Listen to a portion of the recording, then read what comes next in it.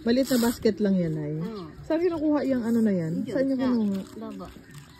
Baba ng bahay. Ba't hindi ka magbenta ng ganyan, ay? Wala mo rin magakuha kung maggawa ka lang ng kusa. Buti kong order. Ay, pag in-order, magkano po ang ano? 20. Ang isang ano po? Oh, isang ganito. Ibig sabihin po, malaki na yon.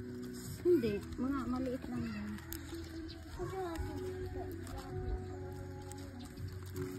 Kung minsan, tag 25. Dapat may tinuturuan mo rin ng mga bata yan magawa, no? Yung mga anak mo po, marunong din. Yung mga babae, pero yung lalaki, hindi rin marunong sila. Tapos yung paggawa ng beads na nagagawa pa rin kayo ng beads? Oh. Dapat yung mga pangkabuhayan na ginagawa ninyo dito, no? Noon nga kami, nung dito pa si Kagawan, Buyit. Oh. Meron kaming ganun noon. Hindi lang man din nasukad. Bakit? Kasi ano yan, Nay, sa isang ano, Nay? Oh.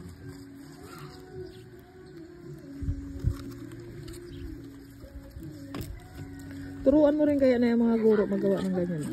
Kaya man. Kaya rin, no? Mm. Pagpaturo nga kami sa paggawa ng ganyan.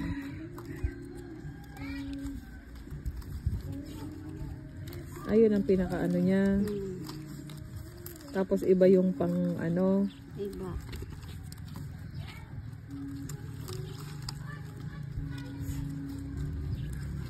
Mga ilang oras mo yan na gawin? Saglit lang ito.